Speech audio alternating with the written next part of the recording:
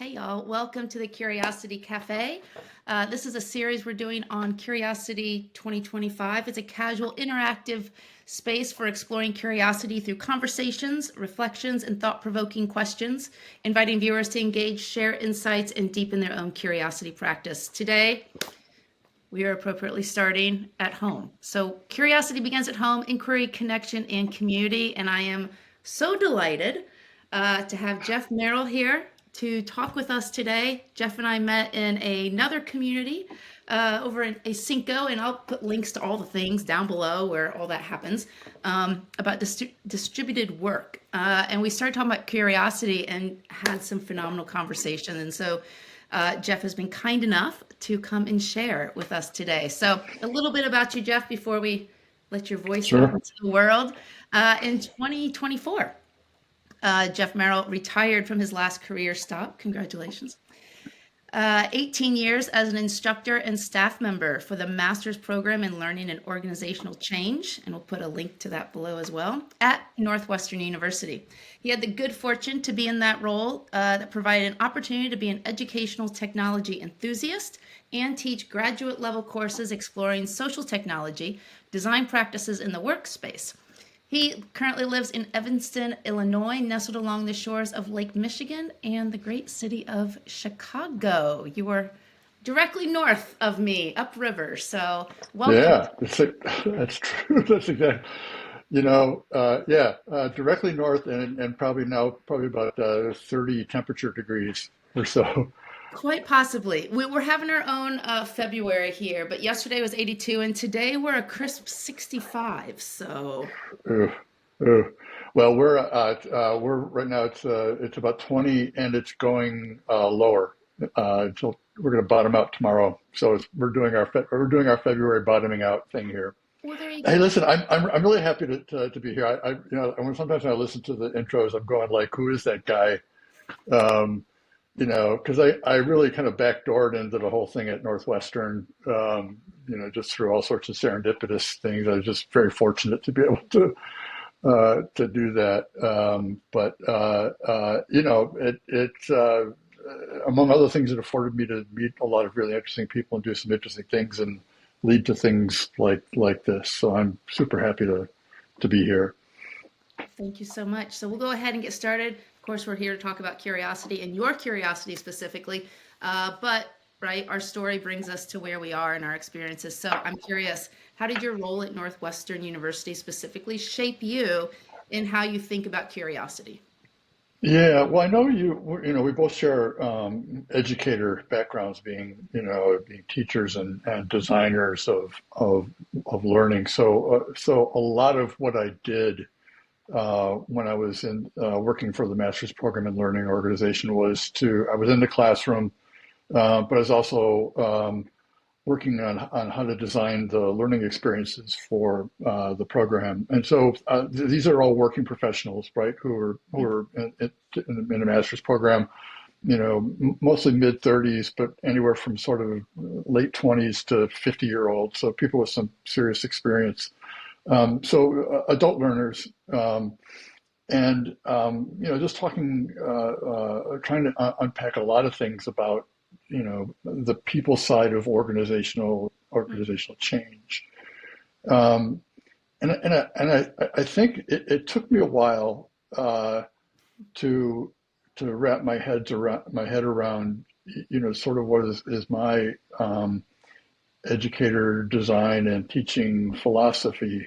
It took me a while by messing up for a few years, but what it really got down to is sort of understanding how to create a course. A course is just a marker, right, over which you spend some time exploring a topic. And so, how do you think about the question or the questions that the course is trying to answer rather than the content that you're trying to embed in people's heads?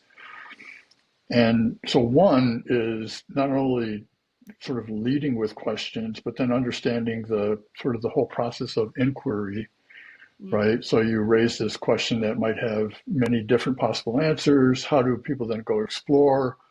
How do they make sense of what they, are understanding or they think they understand? How do they conduct some experiments to maybe see if what their thoughts they're coming to actually, have can make some progress?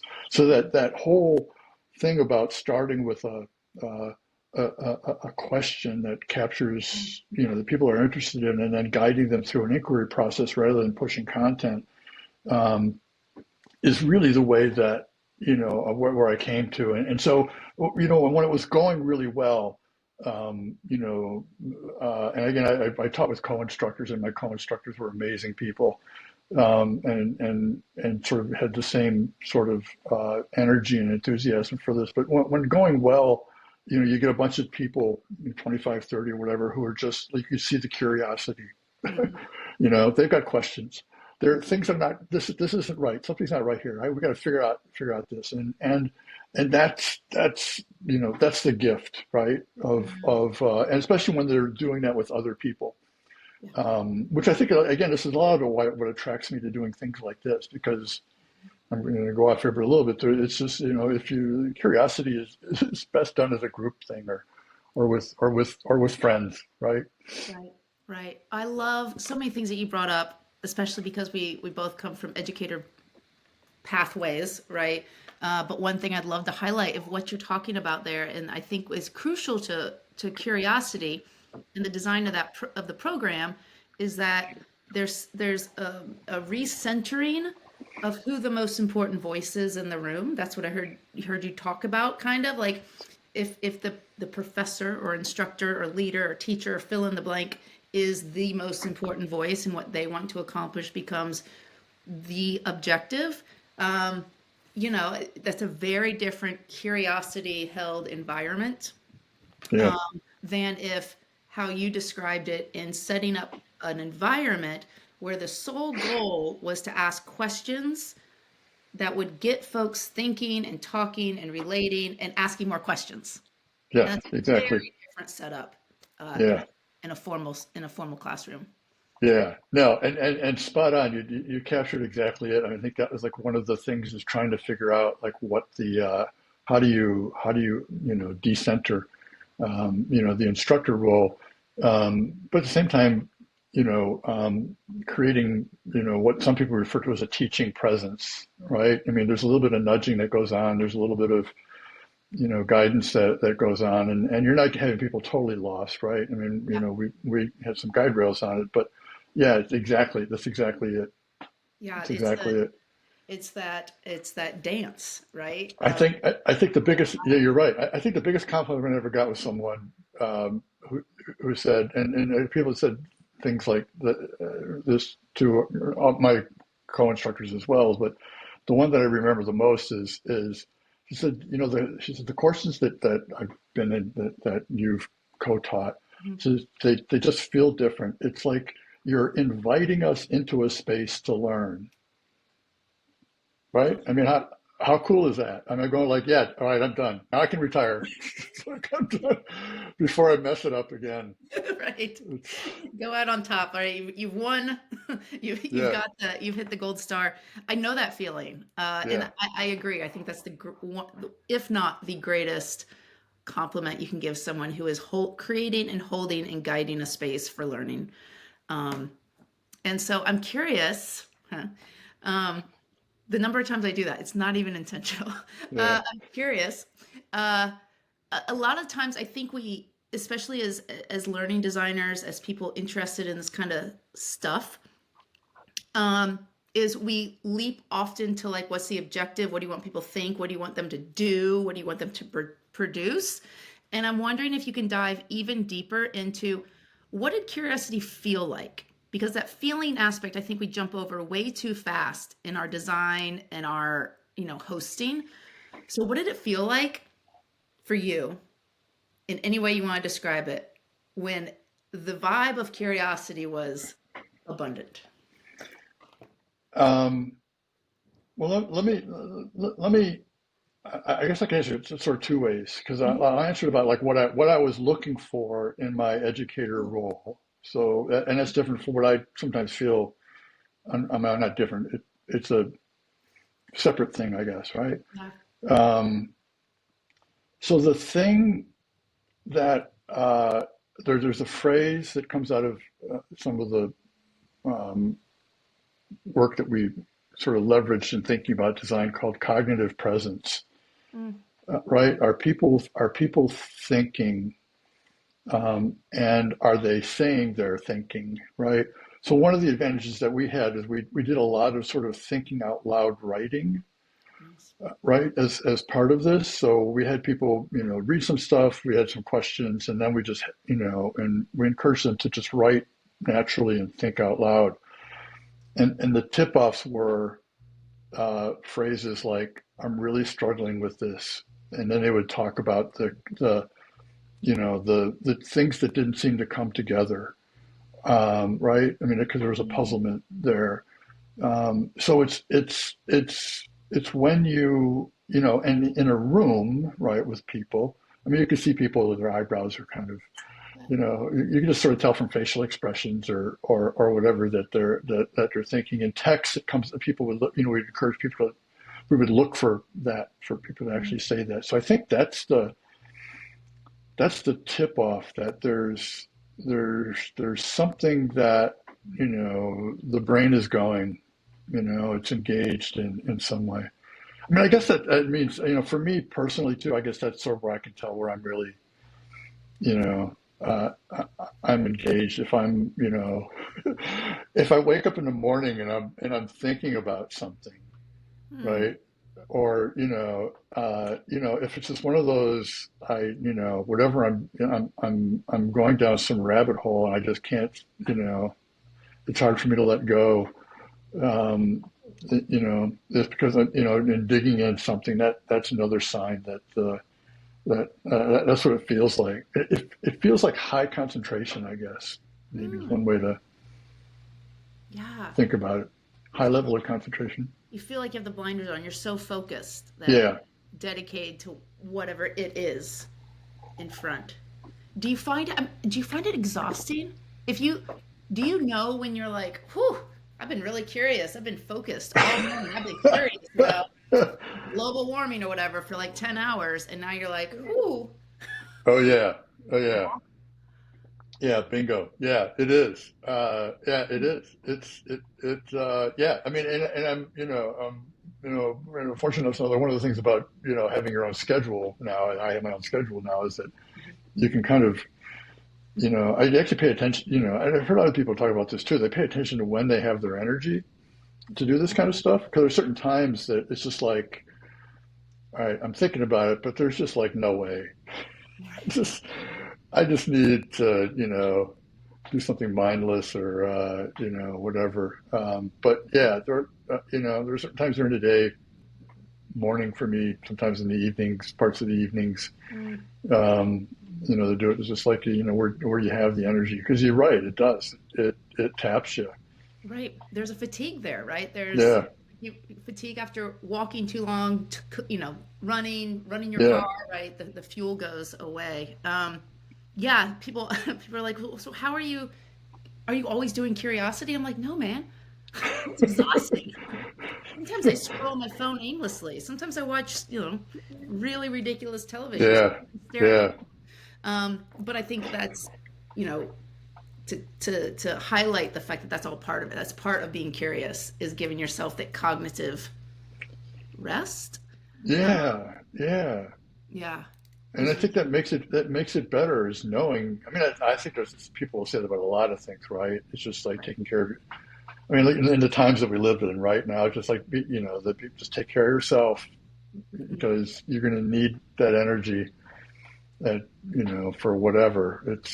It couldn't be more true. And at my age, it's even more true than it was a while ago.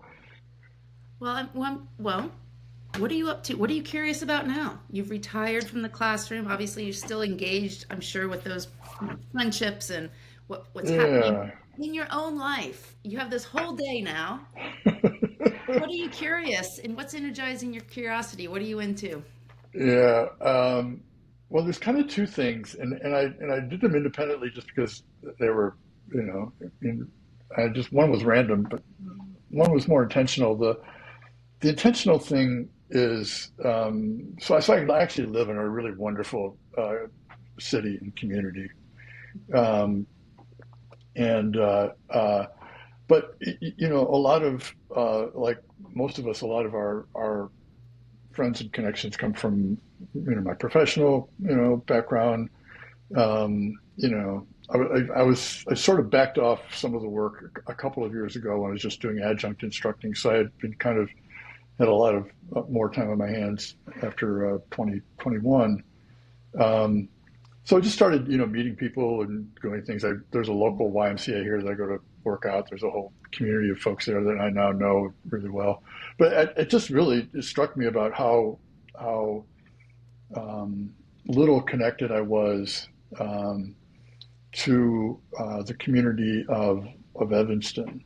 Mm. So defined as my neighborhood, in the city city at large. There's just so much more going on here that I'm semi-aware of, but really wasn't engaged with. So I set about, and part of this is, several people we've talked about this, is that Mhm. post-election, it's like, hey, um, I need to do something, and part of doing something is maybe finding a role in the community. So one of the things I've been doing is starting to just connect with different strands of community work in Evanston, mostly to understand pieces of what's going on, but also to see, potentially where some of the skills that I have might contribute to it. And what that looks like is really, honestly, is just like talking to people. I've been reaching out to folks and saying, hey, tell me more about the issues that I was picking as sort of drivers for this, for one, just about or affordable housing or housing in general, which is a thing, and then access to healthcare, right? And when you think about both of those things, they always tie into everything else, like transportation and food and Mhm. social networks and all that stuff. So once you start pulling the thread, you're hitting everything. But there are groups focusing on those things that I'm starting to reach out there. So learning a lot about, about the challenges of affordable housing, the different ways that people can look at it. What are some of the policy things? What are some of the non-policy things that might be effective? Who are the groups that are working in that? I've just started to get a couple of folks contacts about the and sort of the access to health Mm. bit, but they all, partly because, just in sort of talking to people, they all lead to, each other, right? Yeah, You it's all. start talking about those things, somebody knows someone else and doing that. So I've been having some really interesting conversations. It's honestly, for me, I'm, my only doing at this point is having conversations as opposed to actually, well, I've probably done a couple of things. I've, signed a couple of letters, or, in support of some things, but, you know, I don't count that as much. But it's the conversations to try and figure out like who's doing what where and where might some of what I know contribute to those things. So that's been fascinating. It's been great, and people have been super friendly to talk to a you know retired guy. Uh, That's th- it, but this I think you highlight such an important part of the process is figuring out the context. Um, it's different. I think, especially local community. It's one thing to have a knowledge of big issues, healthcare, affordable housing that span the entire country and world, uh, but especially if we're talking about the United States. But there's something specific about going into a space that you have not yet been part of, or at least consistently part of. And I think every human then has a choice. Do you just start talking, or do you just start listening and asking questions? And it sounds like your approach was 100%. I'm intrigued. Can you tell me more about this? And it almost Yeah. sounds like your class. Like you've almost set up the questions you want to have answered, and then you find, and it leads to more questions. Yeah, it's spot on. It's exactly it. I think it's, over the years that's sort of been ingrained in sort Yeah. of a way of approaching things now that I really appreciate that, asking questions, listening, I'll say one thing in particular because I'm a big believer in this too. This about the context stuff is that I'm huge. There's a lot of stuff that you can read about affordable housing Mhm. for as an example. What specifically works in Evanston, Illinois, with the people who are here? Some of it may work, some of it may not, and some of it may need to be tweaked a bit. I live in a what's called the third ward. The third ward is different from the north, the first ward of the city. So what works in the third ward is not going to work in the first, or vice versa. Yeah. So context, is and paying attention to that is also. I mean, that's also part of the curiosity and learning process. Like, who are the people here, and what's their vibe, and what are they struggling with specifically, that is maybe different than other places. Yeah. And what that brings up for me is that the importance of asking people who are experiencing whatever you're inquiring about, and then trusting them. I think Yeah, that's another element of this whole process that is invaluable because you're talking with human beings, and that right. show of respect and desire to truly understand nuance in folks' narratives, and that Yeah, unique context is, um, for me, that's when the curiosity, that's when the deep dives go. That's when you're like, oh my gosh, it's been 3 hours and I've just been, yeah, I yeah. found the breadcrumbs. I'm curious during this so far, and I know you have another curiosity Thing. line of inquiry, right? Another project you have going on. We'll get to that too, but I'm curious when you're out in the community talking to folks, meeting folks, learning about the lived experience of these issues in Evanston, in your specific neighborhood, have you had times when you were overwhelmed, frustrated, exhausted, pissed off, any sort of like, oh, and if so, what did you do to get through it? Because you're clearly still on this. Yes. Yes, period. How's that? Yeah, I think the thing that, well, well, that's actually a really good question because now that I think about it, it's kind of pointing out a little bit about how I think. I think the thing that pisses me off, um, so I'm still sort of a step away from talking to the people who are really affected by these things, right? I'm talking to, not-for-profit leaders or people who are doing service work who Gotcha. Yeah. are who know them. Right. There's a lot going on right now within the city. There's a whole new uh, uh, uh, strategic plan, a 20-year strategic plan that's being written that's kind of addressing some of this. Or they're rewriting the zoning code. It's just like this whole kerfluffle. It's fascinating. Yeah. What pisses me off in this is when you go to if I listen in on public meetings or other meetings, it's Mhm. just a lot. There's some people who are very, hey, look, I'm affected by this. This is what it looks like. But there's also a lot of just noise and people throwing around BS and they come in with a solution or they come in with ideas and they're saying this is the only thing that's going to work or that's not going to work for whatever and and there's just a lot of at some levels it gets to good debate. In some cases that seems to be rare. A lot of it is just a lot of noise going back and forth, and that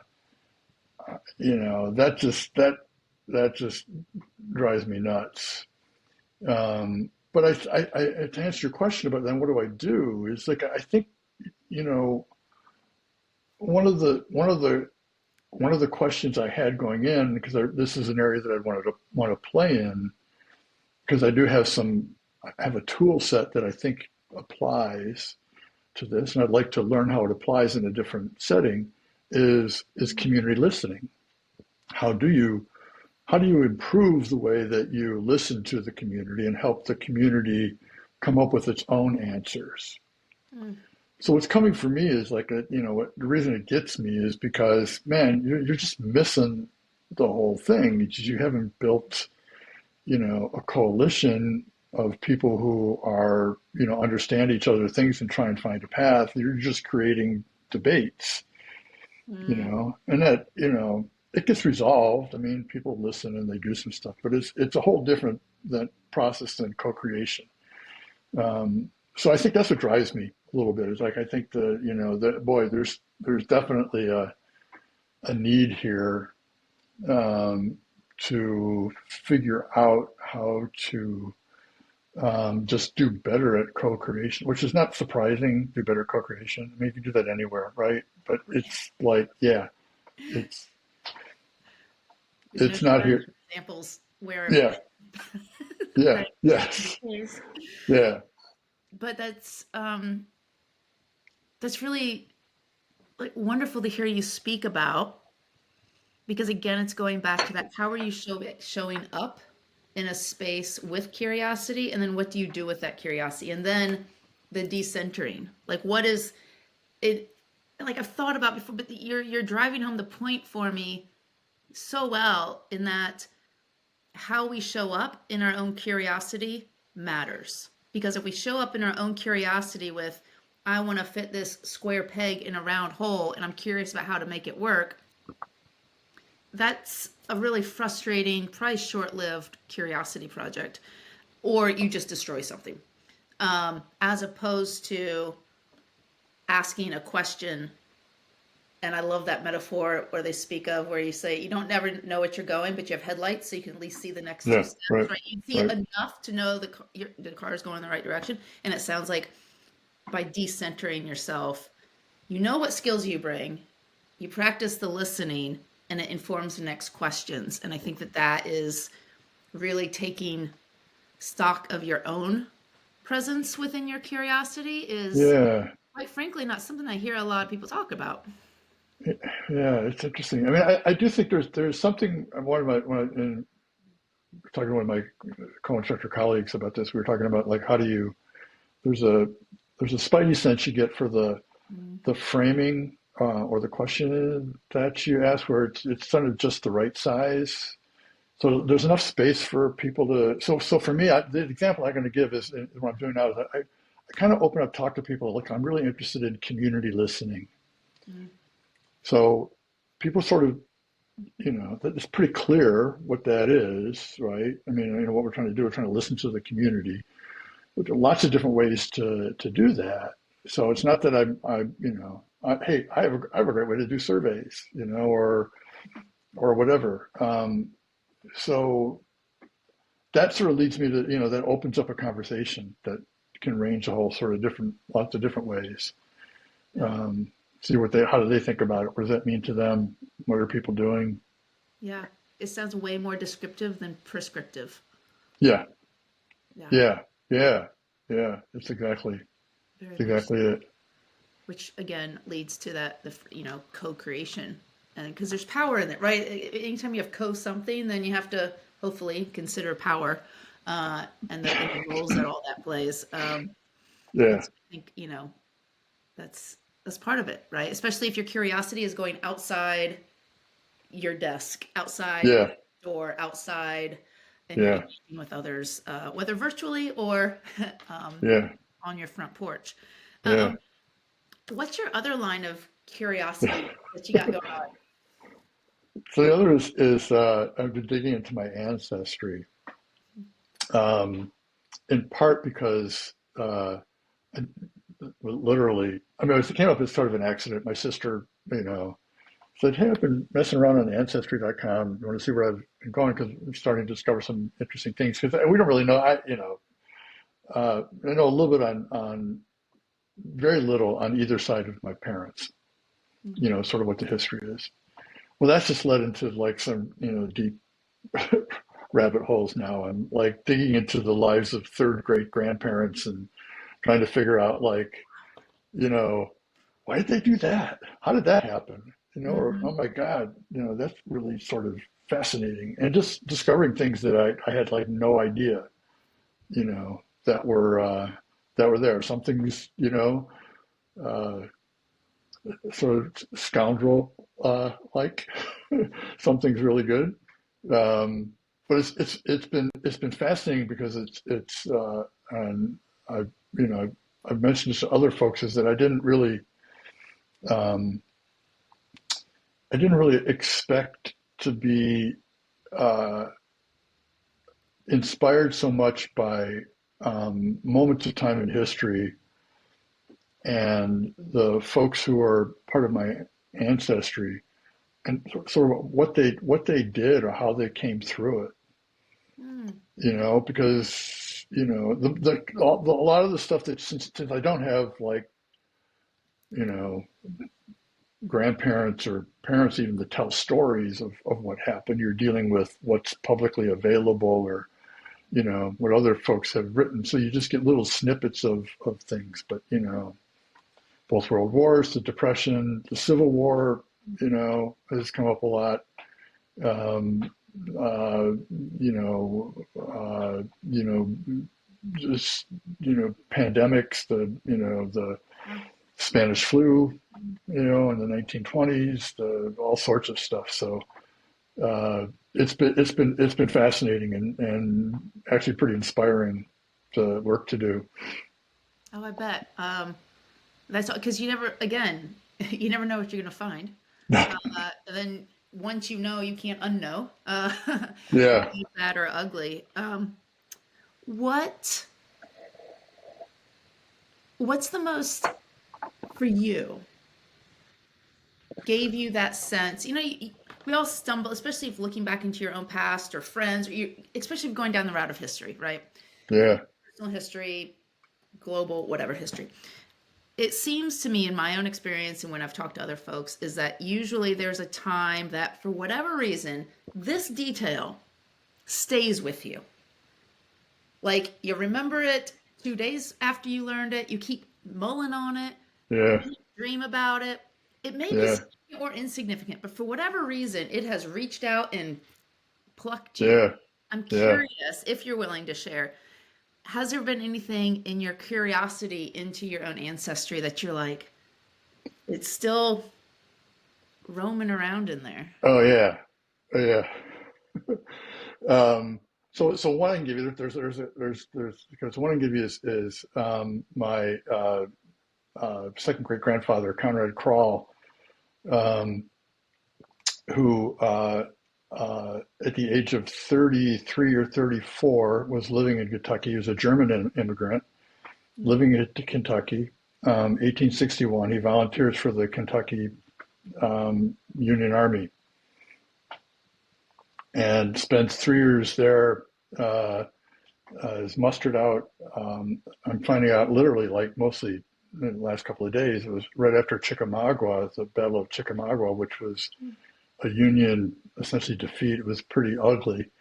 So he was there, mustered out on a disability thing. It apparently wasn't wounded. It might have been there's a lot of also illness and other stuff, but he, went out after that. But I'm like, here's a guy, I mean, what I know about him, and then where this connects to me is like he apparently he was a stonemason. Mm-hmm. You know, came to the U.S. The first looks like I can find him is in New York in 1857 as a stonemason. Somehow or other, he gets to Kentucky. There's limestone in Kentucky. I know that, right? Right, right. He's married. He starts having kids, and then all of a sudden, Civil War happens, and he's sucked into that. And I'm just like thinking about all of that. I mean, here's the, from what I know, or what I'm gathering is that there are a lot of craftsmen, German immigrants who are craftsmen who left. Germany wasn't even Germany at that point, right? Who left that area to come to the United States, think he's gonna build a whole different life, and he gets swept up into this whole Civil War thing. And he lived a number of years after that, and it looks like he was kind of on the right side of thinking as well. I mean, participating in civic stuff and the Republican Party, the good Republican Party at the time, right? The one that had Um, very progressive ideas at the time. And yeah, yeah, exactly. And I'm just going like this guy, and I had, he wasn't even on my, I didn't even know he was there, until like 2 months ago. He's um, my grandmother's grandfather. So wow. I actually grew up with, so the house I lived in was the house that was owned by my grandmother. My dad grew up in. My mom moved in, so they just lived there. So I grew up with my grandmother in that house, and never even knew that, you know, she had, that kind of history in her background. And her father was also sort of interesting. There's apparently a very large German community in Louisville, where she was born. And he was a pretty industrious dude. Had my grandma and several other kids. So yeah, it's just like man, it's just you know, it's just fascinating to me. It's like the Yeah. decisions and and how they did it and how they came through it and how that changed them. Right. Right. And it's not that long ago. Like you're just mentioning your Yeah. grandmother's grandfather, and if you count years, like it seems, but really, no, you've known people who knew that person, Oh yeah. Yeah. and Yeah. it just kind Exactly. of makes it, I think, much realer. Um, and then, right, like imagine at 33 being an immigrant to a new country. I'm sure there's 33-year-olds immigrants in the United States right now who are Yeah. the decisions you have to make for your family and for your community. Um, it's fascinating to think. Well, there was no Google. Yeah. Yeah. Yeah. There's no social media to try to stay above like Yeah. what's going on, and so just the idea of um, like, figuring it out Yeah. Yeah. Yeah. is And I'm captured by the, I mean just like it's a big, the Civil War. I mean, the Civil War is just, I mean, that whole time period is just fascinating. It's just, so the fact that he was a Union soldier and all that was, it kind of sticks out. I mean, there are other moments of other people in time, like going through the Depression. My mom, mm, and her family going through. My dad and going through the Depression. I know some of those stories and stuff. Um, but then, their parents, and how they, came to be, again, immigrant stories. My mother is Polish. Both of her parents are Polish, and it looks like her grandfather uh, came over, was a coal miner for a while, going through Pennsylvania, and then ended up in the Detroit area where I grew up. And just like think of that too, like right following that journey from wherever Poland to, I'm digging coal in Pennsylvania. And and Poland's not close. It's just no, no, no, no. it's not close at When you all. when you when you go, you're done. Gone. You're You're not, done. yeah, and I think that I think it's so important to be sharing the stories and what we can learn about folks who have gone through I don't even know how to call these times uncertainty, Yeah, fear, some hatred, right, that is present, um, and to learn from yeah. folks, and to honor what those struggles were with I think all of our modern conveniences. you. I mean, you hit on that. Just like that. It's standing on the shoulders of, and honoring your ancestors, stuff like that. I think that's a big piece of it. You're looking, especially the ones who really made an effort in a positive way, you know. Right. And you can always find them. I mean, there's always going to be scoundrels in everybody's ancestry. So I choose to, they're kind of interesting stories, but I choose to focus on the people who seem to have done something more positive. And, you know, and you're right. I think figuring out how to honor that is huge. Yeah, and I think it's a hope giving. I'm Yeah. thinking about, I mean, we're recording. This won't air, go out into the world until March, but we're recording this in the same week after the halftime show at the Super Bowl, and all the symbolism and honoring of Black culture and hip hop, and even the shout out, the inference to Gil Scott Heron's, the revolution won't be televised, it will be televised. Just the it's so important, and it's hope giving, and it breeds curiosity, because then you're like, huh, well, why'd they do that? What was it Yeah. like then? Yeah. How in the Yeah. heck do you even get from New York to Pennsylvania in the 1800s? How long Yeah. did that take? And Yeah. all of a sudden, for me at least, it feels like the chemicals in the brain switch to those that are more rejuvenating, as opposed to, oh no, let me go hide because Whatever happened today. trash, right? Yeah. Right. Yeah. Exactly. Yeah. Yeah. Yeah. Yeah. Yeah. No, exactly. Well, Exactly. I'm I'm you are an inherently curious person. I think anyone who leads themselves into these questions that you're asking and into the profession that you have had, how do you intentionally go out and find curious people, and how do you do that, and how do you know they also have the curiosity bug? Is that a conscious practice for you? I think I mean, it's a really interesting question. I think most people are curious about something, Mhm. right? I mean, it's sort of figuring out what it is that they're curious about, you know, and sort of, you know, if I'm just meeting someone for the first time, you know, it's just small talk and stuff like it's a little bit is trying to find out like what do they really get geeked out about? Mm. And some people it's out front, right? I mean, they just sort of, you know, they talk about it. Some people it's like it takes a little while to dig, and but everybody has something Yeah. in that. So I think that's kind of a little game in one way is to just, you know, when first connecting with folks to just sort of talk, you know, find out what just really gets them geeked out.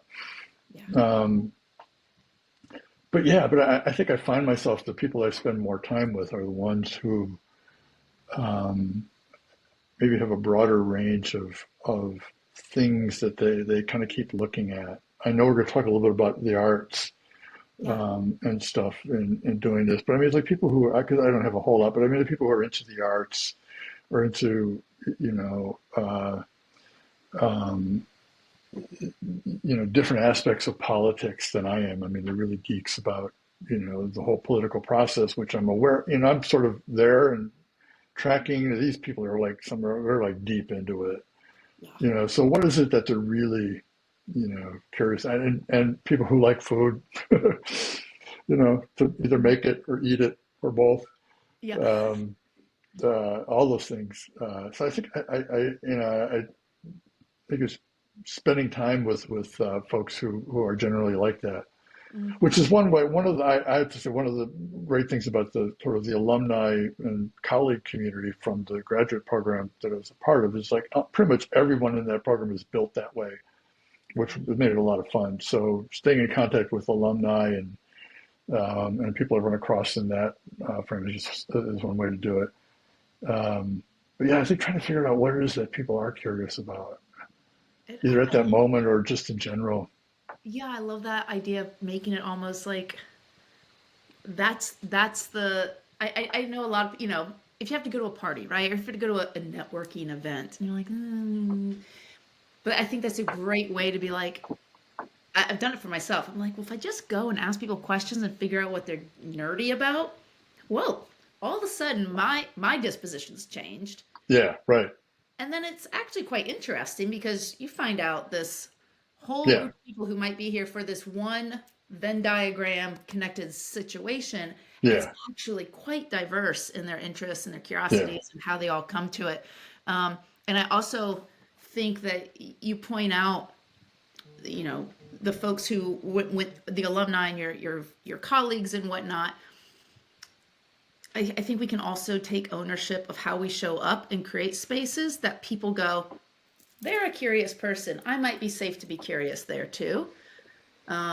And it'll attract others who are looking for that. So I think that's part of the agency part, right? Where if you want Yeah. that in your life, Yeah. how are you showing the world? How are you showing your friends, your colleagues, your families that Yeah. it's safe to be curious? Yeah. And that's a good Boy. quality. Yeah. Boy. Again, spot on. Spot on. I mean, I think if you can create that environment, and I'm going to go back to the community listening thing. I think that's the thing that intrigues me is like, how do you do that, right? For people that you maybe don't know that well, Right. right? How do you get them feeling safe enough to be curious and be able, you know, I mean, some people would just jump into that, you Right. know, and they just got it, but some people who don't necessarily jump And I in. think that's the design part, right? Especially of how do you get people to come into a space with curiosity, into a space and be safe to be descriptive instead of prescriptive, right? Yeah. Instead of Yeah. like Yeah. move to that listening. Um, inquiry place is that's a fascinating. Yeah. Yeah. Now Yeah. I'm like, ooh, let's go do research. Um, so the arts question. This will come out in March, and the theme, of course, after Mardi Gras, so March 5th, after March 4th, it'll come out. When we shift into the arts Yeah. topic, any way you define it as the arts, does it have any influence on how you experience curiosity in your life or how you practice curiosity? Yeah. I don't, when you threw that question in, I had to think about that one a bit. I mean, because it's interesting. I mean, I think um, I'm more and I say this with a small L literature guy, more you know reader than visual or music or arts, which I enjoy a lot. I Mhm. mean, I do enjoy music and live music um, and the visual arts. And I usually, you know, my sister is more the visual. She's actually an artist, so she got that part from the family. But so I, you know, as an undergrad, I was, you know, a literature person. So when my time opened up a little bit a couple of years ago, you know, I started to realize I haven't really read a whole lot of fiction Mhm. um, in a while. You know, just reading a lot of geeky professional Right. stuff. So I went on, among the binges that I went on was an Octavia Butler binge. I, Ooh, I read everything. I think I pretty much read everything that Octavia Butler has written now. how timely of you to read. Wow. So, and then that led me to a whole string, you know, who did she influence, right? So there's Right. some really great things that come out of that reading that. So these sort of Afrofuturist novels and are fascinating. They're just like, I mean, I just went through a bunch of those, um, and then I went through a. I did. They said the New York Times did a thing where they had like the 100 best books of since 2000 or something like that. Hmm. Um, you know, they did fiction and nonfiction. So I just went through the fiction and literally just went through and they had little descriptions and they said, I just like ticked off ones that captured me for a reason, right? That sounds Mhm. interesting, sounds cool. I want to read that. So I read a couple of those, which was great. Um, because the craft, you know, people who write that kind of stuff and they write it well, it's like you know, you're sucked into the story, but then you're also going like, man, that was really well crafted. Like Right. how do you do that? Right.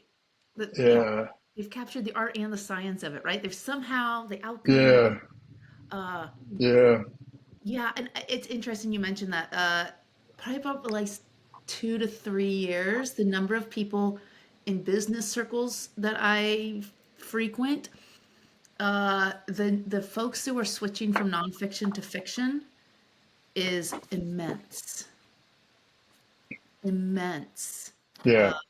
For all kinds of reasons, probably ones we can all think of, probably the reasons why I have, and possibly you have, likewise switched and been doing more fiction reading. So, folks who are watching, where should people start with Octavia Butler if they're not yet gone into her All right. So, amazing catalog of work? yeah. So there's two. So the one. So there's a book called Kindred, which is sort of it's not typical of her other books, but it's a fascinating story read about this woman who gets transported back to the slavery times. She's a black woman, right? And it's always this time travel. She goes back and forth, and it's a fascinating story. And again, sort of really well crafted. Of the other trilogies that she's written, I think the Patternist one is the one that's probably my favorite. Um, uh, the Sower trilogy, Sower trilogy, is a little bit dark. It's a little bit too close to home right now. It's The Patternist one is I found really fascinating. And again, you can start one book, and then you kind of get sucked in because you know enough to know that something's going to happen in the next book, and what is right. that, right? Um, but yeah, Kindred is a good read. And you said that reading her works sent you into I love it when this happens. Like you find an author, you read everything they write, and then like, who did they influence? Where else is the genre going, etc. Have you what do you think it is about her work, perhaps, or the feeling or the curiosity or the questions that came up for you that then sent you into, wait up, what are people writing now, right? Yeah, In Afrofuturist genre, right? Like that essence of what made you think, oh, I gotta keep with this. Like there's some more yeah, I want to yeah, read. yeah. That's a good question.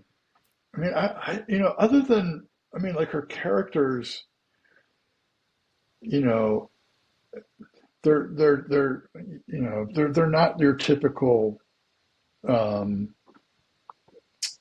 characters, right? The center characters always, they're mostly the other people I read, you know, N.K. Jemisin, the Broken Earth series, and then Nita Okorafor, who wrote the book, the Binti series, Binti. Um, so Binti's about an African American woman, or actually a Nigerian woman, and but living way in the future, right? And so she comes with all of this Nigerian history that plays into the part of it. So part of it is just the, you know, reading other voices, frankly, and characters who are centered, who are not what I'm normally used to. There's another book that I just finished reading. There's um, I do read more than the future books now. I just finished called Ian Banks, who was a Scottish writer, wrote a bunch of futuristic novels in the 80s and 90s, I think mostly. And I just read one of them, and it's great. The story's great, Yeah. but it's a white guy, who goes off, who's playing with these aliens, and does this kind of amazing stuff. Um, and so the characters are different. Yeah. I think that's what intrigues me, and then just also the craft of it. I think like if they live up to her craft, then there's something that's aspirational for them. Right. Oh, absolutely. Her skills in craft and ability to weave a story, Yeah, layers of story, yeah, is not many can do it. yeah. She's definitely. on the bench of those who can. Like the themes of like narrative and listening community just come through everything that you shared, and the importance. I thank you so much for sharing all these different ways that that core value, if I can use that word. I think what we are curious about in Yeah. different phases of our life, different facets of our lives, um, often speaks to the values that we might hold closest.